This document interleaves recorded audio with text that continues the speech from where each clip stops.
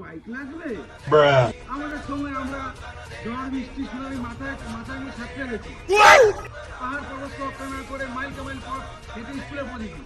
তোমার বাইক লাগবে কি বলবি?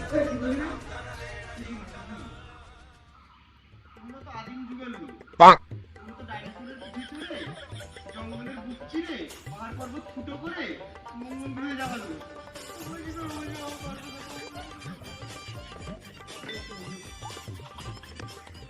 না, এবারেও হলো না।